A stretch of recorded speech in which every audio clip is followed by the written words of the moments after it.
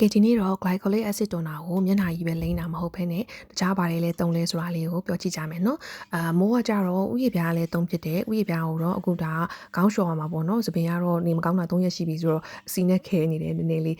မိုးကဥယျာဉ်ပြားကိုအစီထွက်တတ်တဲ့လူစားမျိုးပါဆိုတော့အခုဥယျာဉ်ပြားအတွက်ကိုဒီ glycolic acid toner လေးမသုံးခင်မှာဒါက Tangle Teezer ရဲ့ဒီ scalp massage လုပ်တဲ့ B လေးပေါ့နော်အဲ့ဒီ B လေးနဲ့စဝိုင်းပုံလေးတွေကိုလိုက်ပြီးတော့တနေရာချင်းစီတွေးလဲပတ်မှုကောင်းအောင်လို့နှိပ်နေပေးလိုက်တယ်ပြီးပြီဆိုတော့မှဒီ glycolic acid toner ကိုဥယျာဉ်ပြားပေါ်မှာလိုက်ပြီးတော့နေရာအနှံ့ပေါ့နော်ထည့်ပေးတယ်ဒီစိတ်ဝင်သွားအောင်လို့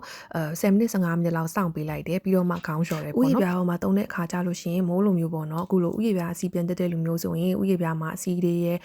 cell အသေးတွေရဲ့ဒီနေ့စဉ်ပေါ့နော်ဖုံပေါ့ဖုံကောင်းပေါ်မှာဖုံတက်တာအစအဲ့ဒါတွေကစုပြီးတော့ဒီဥယျာဉ်ပေါ်ပြားပေါ်မှာရှိတဲ့မွေးညင်းပေါက်ကလေးတွေချွေးပေါက်ကလေးတွေပေါ့ဒီစံသားအရင်းတွေမှာရောပဲပိတ်ဆို့နေတတ်တယ်အဲ့လိုပိတ်ဆို့တာသပင်ကျွတ်တာတို့ပြီးလို့ရှိရင်သပင်မှာလိုအပ်တဲ့အာဟာရမရတာတို့ပြီးလို့ရှိရင်လည်းဒီလေထုထဲမှာရှိတဲ့အောက်ဆီဂျင်ပေါ့နော်အဲ့ဒါကိုလည်းသပင်ကမရတာမျိုးတွေဖြစ်တတ်တယ်အဲ့တော့ဒီ glycolic acid ကိုသုံးတဲ့အခါမှာကြတော့သူကဒါစံသားအရင်မှာလိုက်သုံးပေးတဲ့အခါမှာအဲ့ဒီအညစ်အကြေးအကုန်လုံးဒီ cell တွေကစာဖယ်ပေးတယ်ပေါ့ဆိုတော့မိုးဆိုလို့ရှိရင်တော့တကူဥယျာဉ်ပြားအနှံ့ကိုလိမ့်ပြီးပြီဆိုလို့ရှိရင်10မိနစ်15မိနစ်ထားလိုက်တယ်ပြီးတော့မှခေါင်းလျှော်ဖြစ်တယ်